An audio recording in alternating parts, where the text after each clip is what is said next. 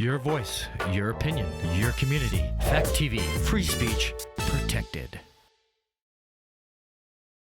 I'm Robert McBride, and this is Everyday People, a program in which we investigate the lives of people making a difference in our community.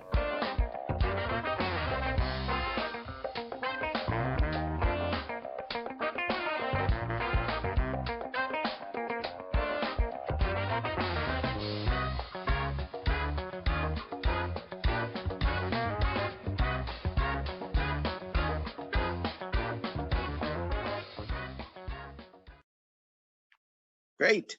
Good afternoon, everyone. This is Robert McBride, and here we are on another episode of Everyday People.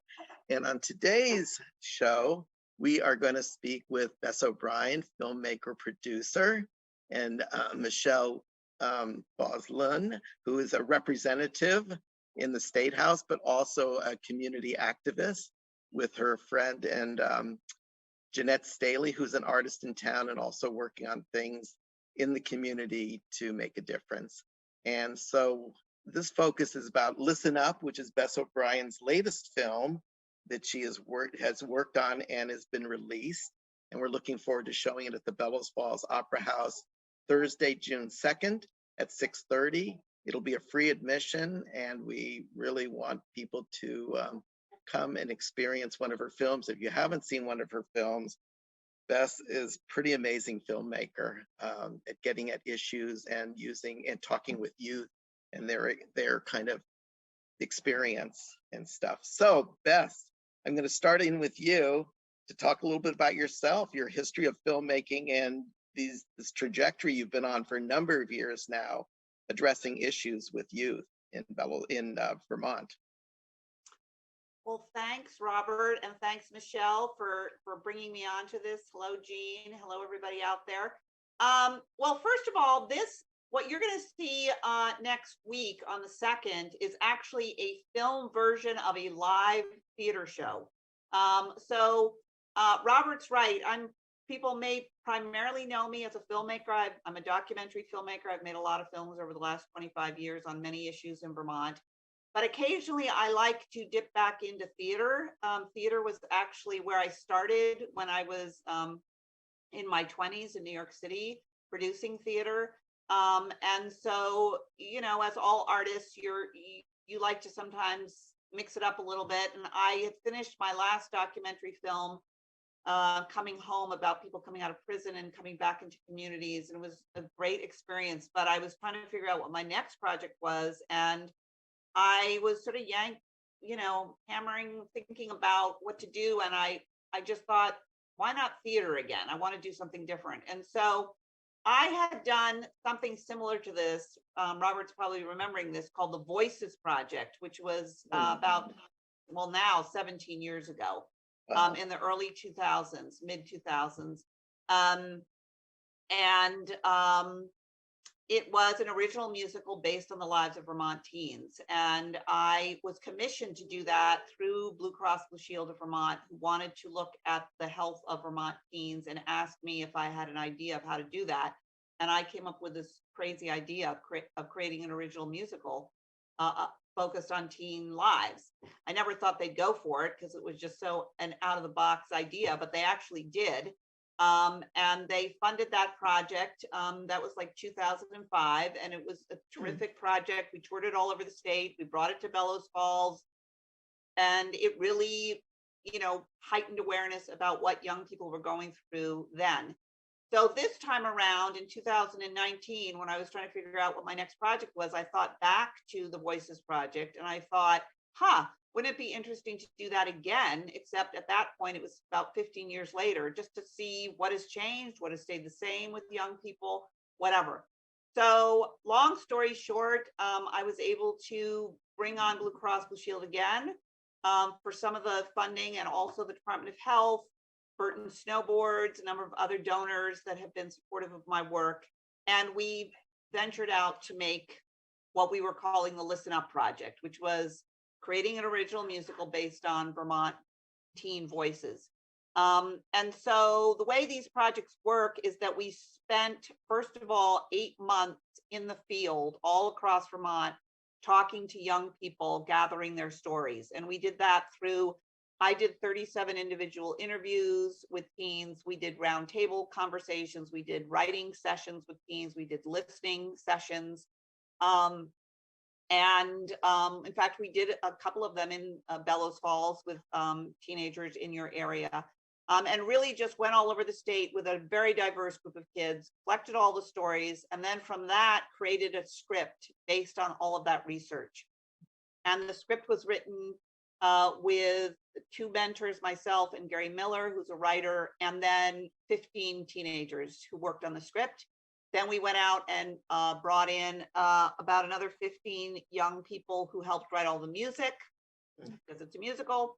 And then we cast the show. We were supposed to tour the show in 2020. And we had booked the entire tour. And in fact, I believe one of the stops was at Bellows Falls Opera House. Mm-hmm. We went down the whole state, Bellows Falls, Latches, then up the other side, ended up at the Flynn. We had the whole tour booked, and then March 15th happened, or whatever the hell it was, and that was the end of that. So we had to cancel the tour and realized fairly quickly that we needed to postpone the whole kit and caboodle for another year. So we essentially waited a whole year, and because of all of the COVID restrictions and protocols, we made a decision early on to move the show outdoors because we felt that would be safer. And so we had to pivot and create a whole new set, build a stage, do the whole thing. So last summer of 2021, I brought the entire company together, 26 students and about 15 professionals. We stayed at Linden Institute on the campus. We boarded all the kids there, fed them, and rehearsed them for 3.5 weeks, and then took the show on the road across Vermont. And so what you are going to be seeing next week is the filmed version of the Shelburne Museum shows. We did 2 nights at Shelburne Museum. And from the filmmaker's point of view, the film is actually really good. I was nervous about shooting a live show. You know, we all have like the nightmare image of like the tripod in the back of the auditorium, you know, with the static shot of people singing and dancing, and you just want to slit your throat.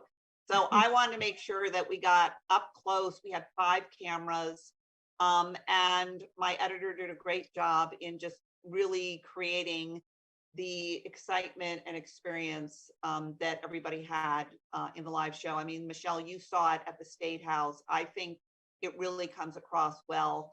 And it's a powerful show about where our teens are right now and what's going on with them. So if you are a parent, or you are a teacher, or you are just a community member, you are a grandparent, you're an uncle, you're an aunt, you know, you need to come see this show, bring your kids, and have a great conversation afterward. Great. So the show, the last time, and so the film before it's coming to Bellows Falls, where was the last time it was shown then, or when this? Well, yeah, we're slowly getting it around to a few places. I mean, it premiered in December in Burlington, and then you know, it's been shown at U32, Cabot School, the South Burlington Library. It's been shown in Essex. This week it's being shown at Hunt Middle School and CVU. So, you know, we're slowly getting it out. It's a slow roll because of COVID, and schools and communities are sort of, you know, peeking their head above the water and making sure everything's okay. We're going to be continuing to get it out next fall, but a lot of schools are using it. It's free to schools. If a school wants to use the film, they have to contact me, and then I give them a free link to the film. And so schools are using it with kids, with parents, with faculty. It's a great film to use with teachers in in-service days. It can be used, we want it being used extensively in educational situations. That's great. Yeah, I managed to see a little of the trailers, but Michelle, you actually saw it up at the State House, and obviously it get captured. From GIV, from the Governor's Institute. So I've been interested in this project for a long time, and I actually was planning to go see the live performance last year at the State House. And wouldn't you know it, that's the time that I got breakthrough COVID and I wasn't able to leave because I was home in my house in quarantine. But I had wanted to see the show, and that was, I believe, the last live performance or the second last one. And I wasn't well enough to go out in public. So I was very glad to see the filmed version.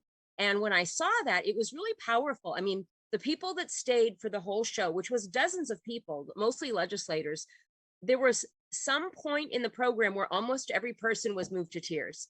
And when you talked about it afterwards, it was different moments that resonated for different people. So Jeanette and I have been working for about a year in this small grassroots community group called the Humanity Network to try and do and offer different kinds of opportunities to bring the community together to understand and support each other better. So we had a meeting recently. We were like, wow, what can we do? Our community feels really divided. What could we do that would bring everybody together, something we all agree on that would promote a good opportunity for discussion? And I thought we should use that film because it has lots of different perspectives, but everybody loves youth. I hope everybody loves youth. And so I thought that could be a really great arts opportunity, bring people, see the film, have a discussion afterwards, and just kind of get the ball rolling in our community. You know, what are we doing well? What should we work on? And that's part of the reason we want to have the panel afterwards is some people, both from the film and from our community, are going to be addressing some of the issues that come up in the film. And I think it'll be really valuable to hear the community, the youth, the students' perspective on the film and sort of see how those all interplay with one another. Yeah, no, absolutely. It's pretty amazing. And then Jeanette, you basically working with Michelle on this and other projects. Can you expand on that a little bit? Yeah, let's see. As Michelle said, we started the Humanity Network about a year ago as it's sort of we're a group that's a conduit for organizing people to help in different ways that that feel comfortable to them and that also is a need in the community. So we're not really a long-term sort of, you know, we're doing focused events and that sort of thing. Finding ways that we can promote and organize an event that brings the community together and brings different ideas together and opportunities for discussion and hopefully problem solving. So so one of the ways that we've addressed that is one of the people in our group is Lori Ravu, who's part of a group called the Restorative Community Practice of Vermont. And they facilitate restorative discussion, circle discussions with people that help with not necessarily problem solving, but just trying to understand, just trying to bring different ideas together and be a platform for communication. So she's part of our group, and one of the first things we did as the Humanity Network is offer this workshop to the participants of the Humanity Network and also the community at large. So she did a introductory workshop last summer, and then we did a 8-week workshop last fall with the group. And they're offering it again, I think at the end of June. And she is going to be at the film next week, and she'll have information to pass out. So if people are interested in learning about what she's doing in her group, they can find out there. And then we're sponsoring this film showing, and then we also have a couple of other projects in the making, art projects that involve teenagers. And there was something else too, Michelle. I can't remember. Oh, we were talking about a talent share for over the summer at the Butterfield Institute in Westminster. And there are things that are happening that include both adults and children, of all ages. And again, it's an opportunity to share uh, your own particular perspective, and an opportunity for discussion. I mean, I think we all were kind of realize, or I'm always realized that Vermont kind of the ruralness of it offers, but also the state offers. The scale of Vermont allows us a lot of opportunity to interact. Yeah. If we take advantage of that, if we actually open up the dialogue and the discussion and to hear both sides. And Beth, I'd like to hear a little of your perspective because you do work so statewide on things and stuff about like the dialogues you and how they move forward and what comes out of some of those and the frustrations also. Yeah, well, I think, what I try to focus on with my work, whether it's a documentary film or it is a project like this, which is a live show, is to raise consciousness around issues and people that we often disregard or have assumptions about, or who are often stories are hidden. And whether that is, a film that I've done on the opiate addiction issue, or foster care kids, or people coming out of prisons, or teenagers, we're all scared of teenagers. Who knows what they're going to do? I mean, these are, revealing people's sort of getting rid of the stereotype and going behind the curtain and really spending time with groups of folks or issues that we often don't fully understand. And I think I've always said that the power of storytelling, Michelle knows this, she's great at this, the power of storytelling is the first step in creating a sense of empathy, because storytelling can bring you into situations or issues that you may feel you don't have anything in common with, or that you tend to judge. But when you get to the human level of how people are just trying to get through their lives under sometimes difficult situations, most people can relate to that, because being a human being is not an easy thing for anybody. And so there's a sense of, I try to have my work be intimate enough to engage the audience in a place where they are able to feel empathy and therefore have a dialogue around that particular issue. And so in this case, I think that, all we've been hearing, certainly since COVID, is that our teenagers have these huge mental health issues right now, and that many teenagers are reeling from the isolation of being not in school and, just being in a world that is out of joint, and things are not feeling safe. And so we need projects and places we go to interact with young people, give them a platform to have their own voice, give them a chance to express what they're feeling, and to engage with adults.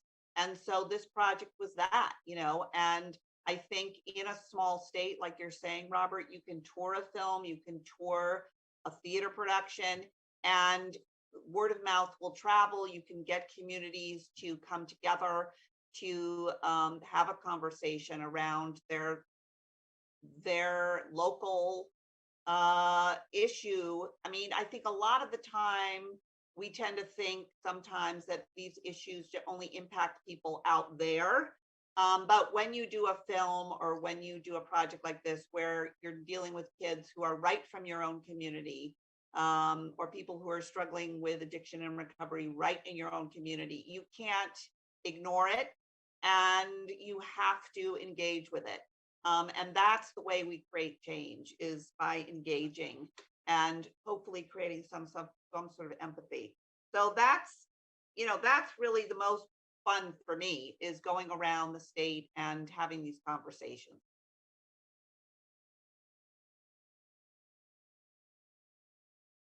No, absolutely, absolutely, and stuff. And I'm sure, from different perspective, Michelle, from work you've done in the past, but then also being a legislator, there's another filter that, you have to have a broad view of things. You have a perspective you bring, but what you need to do as a legislator to be able to listen to things and digest and, regurgitate back out again, so to speak. Yeah, I mean, I hope that we get a good turnout from the show for, both for the young members of the community who can probably identify directly, and maybe have some opportunity open to speak about some of the things that are presented in the film. But I think really for the parents and for the other adults in the community, it's for them too. I mean, the listen up, it's not just teens, it's listen up grown-ups, listen up adults. And I think there are some very real issues in our community, particularly with people of color, with people from the LGBT community, and for youth that are from those populations, that they're not feeling supported in the schools in the way that they should. And I think that's true in almost every school in Vermont. I mean, in the Governor's Institute, every summer, I hear from students all over the state who come from marginalized populations that they are experiencing a lack of support and sometimes outright bullying and aggression within their schools. And in the communities, people don't want to believe that that's true. Oh, we don't have that here. We're nice to everybody. We love our neighbor, so and so and so and so. But in terms of those kids' experiences, there's trouble.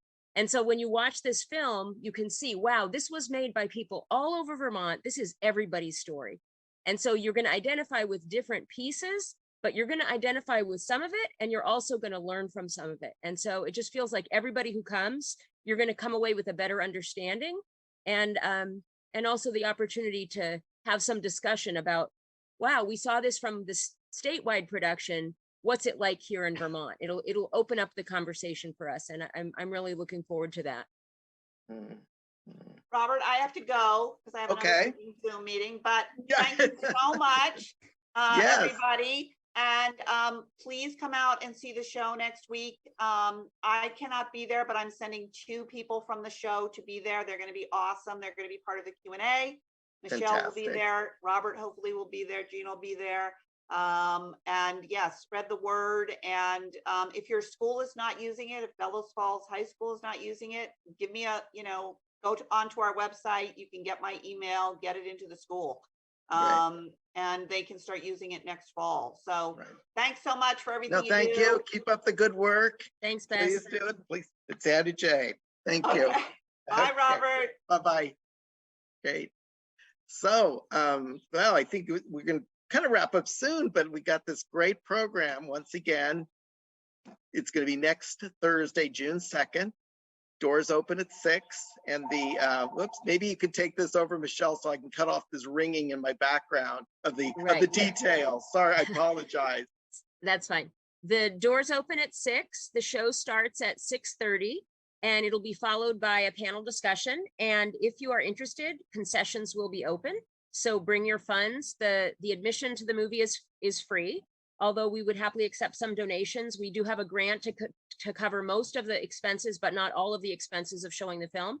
But you're welcome to help yourself to a triple up or whatever you might want there at the Bellows Falls Opera House while you watch the show with us. So we hope to see lots of people on Thursday at 6:30. And we will also have some local community providers that are offering different services in our community that will be there with some information as well.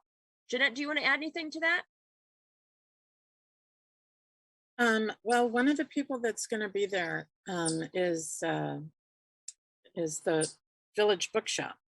We'll be down there with some books available for people who are interested in learning more about particular issues that affect themselves or friends or their family. And the Restorative Community Practice of Vermont will be there too with information about how to participate in their circles and discussions. Great. Well, we'll look forward to seeing everybody there. Everybody is welcome. Please bring your eyes, your ears, your voices, ready to listen, ready to talk if you feel like it. And it'll be a wonderful, wonderful experience. And I want to really thank Jeanette and Michelle for the work that they're doing around sort of engaging conversation as that moves forward and stuff and things. And RAMP looks forward to supporting more of that. So thank you. So next Thursday, June 2nd, Fellows Falls Opera House, 6:30, the film starts. It's free. So please come down and please share this with other people so they can come to it too. And with that, I want to thank Fact TV for giving us a platform for hosting information about our communities. And RAMP would like to also thank the underwriters, the individual underwriters, as well as the Vermont Arts Council, the National Endowment for the Arts, Chroma Technology, and Stewart Property Management. So until the next time, that's Everyday People. Thank you.